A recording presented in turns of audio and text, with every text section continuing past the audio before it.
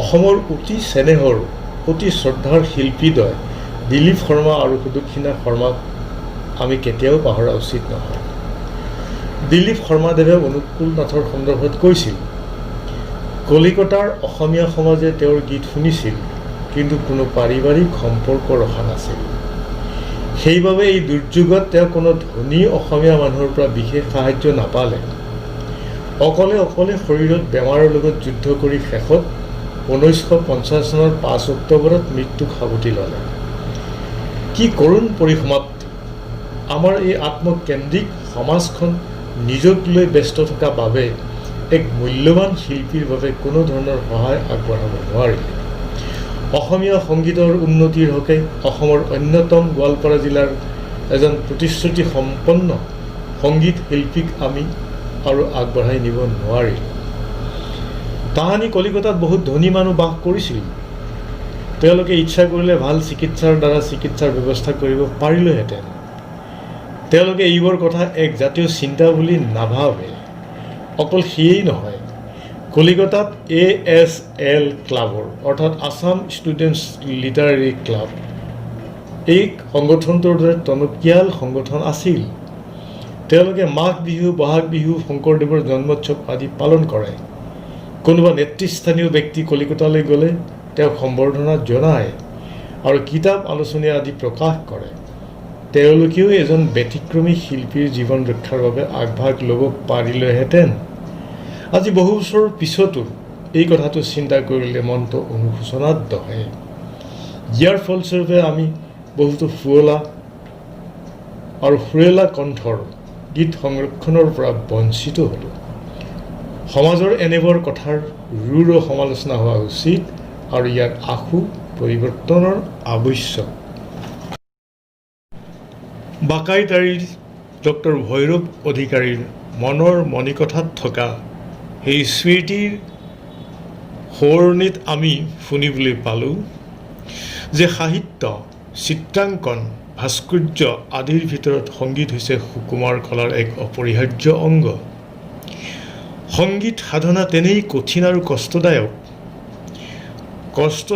এই কলাৰ সাধনাতে ব্ৰতী হৈ অসমৰ এখন পুৰণি জিলা গোৱালপাৰাৰ পূব দিশত অৱস্থিত এখন অখ্যাত গাঁও বাকাইতাৰীত এটা সম্ভ্ৰান্ত পৰিয়ালত 1928 চনৰ 5 অক্টোবৰত এটি দেৱ শিশুৱে জন্মগ্ৰহণ কৰি মাত্ৰ 22টা বসন্ত অতিক্ৰম কৰি অসমীয়াৰ হৃদয় মন্দিৰত সংগীতৰ বেদী স্থাপন কৰি সুপ্ত প্ৰতিভাৰে সংগীত সাগৰ মন্থন কৰি অমৃত কুম্ভৰ পৰা সুধা নিগৰাই বেদীত অৰ্পণ কৰিছিল, যাৰ নাম অনুকূল নাথ।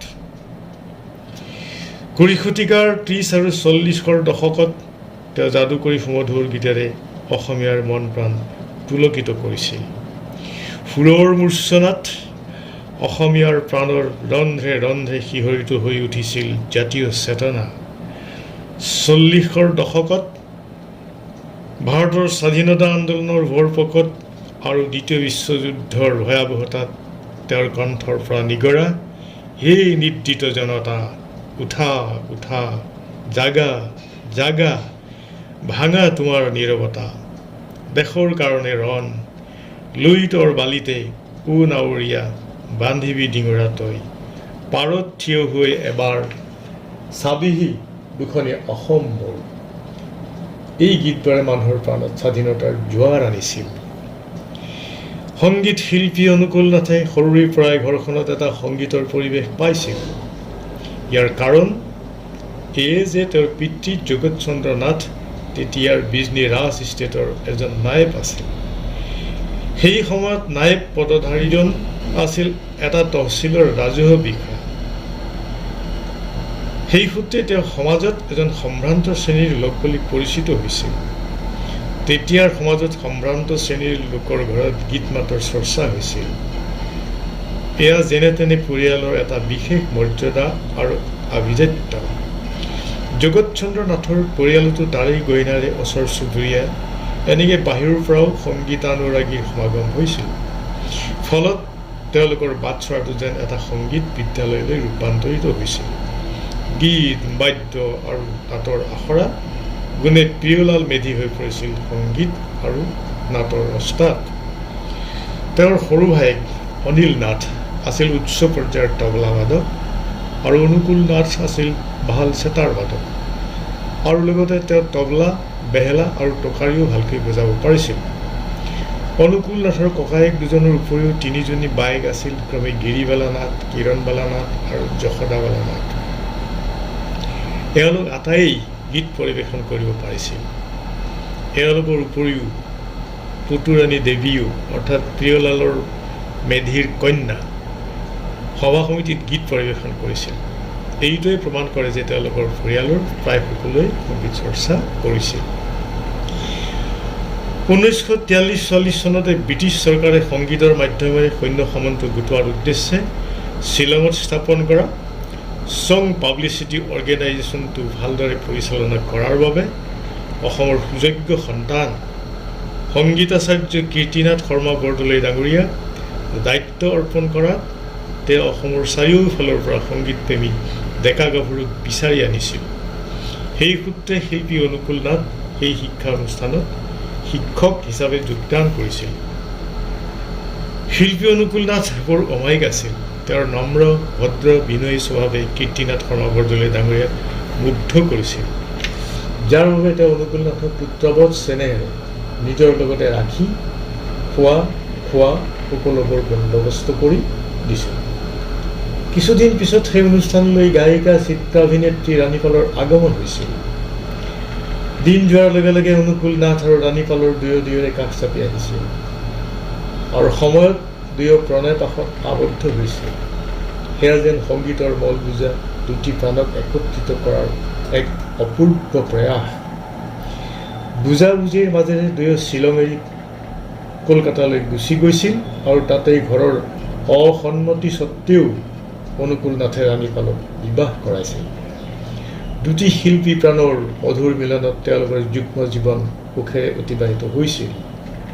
কলকাতাত অনুকূল নাথে কলিকতা আকাশবাণীৰ নিষ্ঠাৱান সংগীত প্ৰযোজক, গীতিকাৰ, সুৰকাৰ, গায়ক পুৰুষোত্তম দাস ডাঙৰীয়াক লগ পাইছিল আৰু তেওঁৰ ৰচিত কেইবাটাও গীত বাণীবদ্ধ কৰিছিল।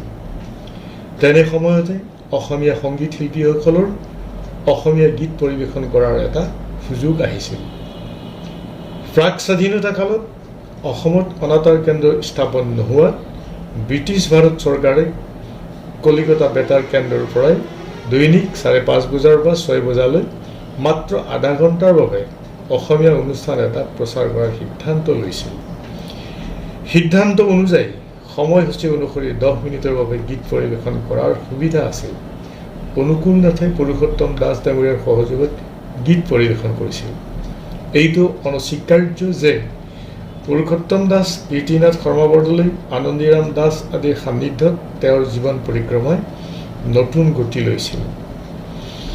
তেওঁলোকৰ সুন্দৰ ৰচনা আৰু মাধুৰ্যপূৰ্ণ সুৰৰ কণ্ঠদান কৰি অনুকূল নাথে জনপ্ৰিয়তাৰ শীৰ্ষত উপনীত হোৱাৰ প্ৰয়াস কৰিছিল। এইটো স্বীকাৰ্য যে একোজন মানুহৰ সংগই একোজন মানুহক উন্নতিৰ পথলৈ আগুৱাই নিয়ে আৰু জীৱন মধুময় কৰি তোলে। 1928 চনৰ 5 অক্টোবৰত জন্মগ্ৰহণ কৰা এটি দেৱশিশু, যাৰ নাম আছিল অনুকূল নাথ। দেউতাক আছিল জগত নাথ আৰু মাতৃ আছিল ৰোহিণী দেৱী। অনুকূল নাথৰ জীৱন পৰিক্ৰমাৰ মাজত বহু বছৰ পিছত অসমৰ জ্যেষ্ঠ শিল্পীগৰাকী লোকনাথ গোস্বামীদেৱৰ পৰা আমি শুনিবলৈ পাইছিলোঁ আৰু তেখেতে বক্তব্যত কৈছিল 2006 চনৰ 5 অক্টোবৰ তাৰিখে শিল্পী অনুকূল নাথ সাংস্কৃতিক মঞ্চৰ উদ্যোগত পোনপ্ৰথমবাৰৰ বাবে শিল্পীগৰাকীৰ সোঁৱৰণত আড়ম্বৰপূৰ্ণ পৰিৱেশৰ মাজেৰে ৰাজহুৱা স্মৃতি দিৱসৰ আয়োজন কৰা হৈছিল।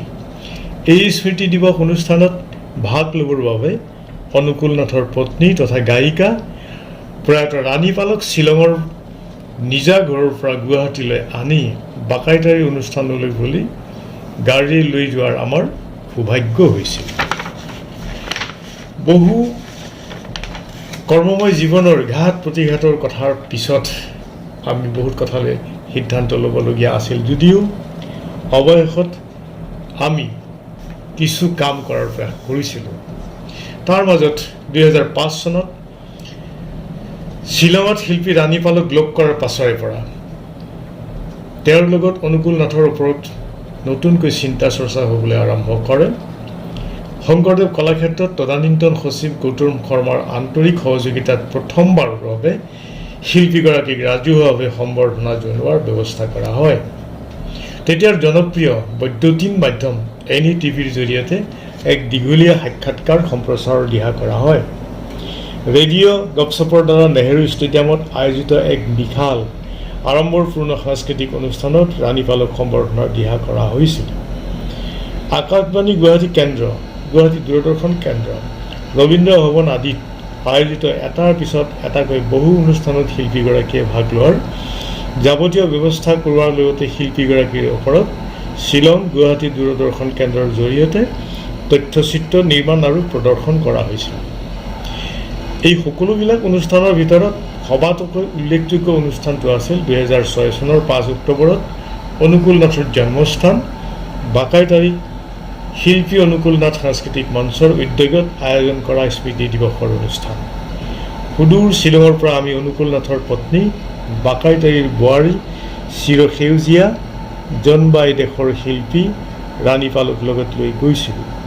সিদিনা দিনজোৰা বৰ্ণাঢ্য কাৰ্যসূচীত শিল্পীগৰাকীয়ে ভাগ লৈ যেন এক নতুন জীৱনৰ সন্ধান পাইছিল। উল্লেখযোগ্য যে 2011 চনৰ 4 জুন তাৰিখে ৰাণী পালৰ মৃত্যু ঘটায়। 6 জুন তাৰিখে আমি সপত্নী গুৱাহাটীৰ পৰা শ্বিলঙলৈ গৈ শিল্পীগৰাকীৰ প্ৰতি শেষ শ্ৰদ্ধা জ্ঞাপন কৰোঁ। শিল্পী অনুকূল নাথৰ স্মৃতিত নৱনিৰ্মিত স্থায়ী সাংস্কৃতিক মঞ্চই অনুকূল নাথৰ লগতে শিল্পী পত্নী ৰাণী পালৰ স্মৃতিও যুগুমীয়া কৰিব। বাকাইতাৰীবাসী ৰাইজৰ এই মহতি প্ৰয়াস অসমৰ সাংস্কৃতিক ইতিহাসত চিৰস্মৰণীয় লগতে প্ৰশংসনীয় হৈ ৰ'ব।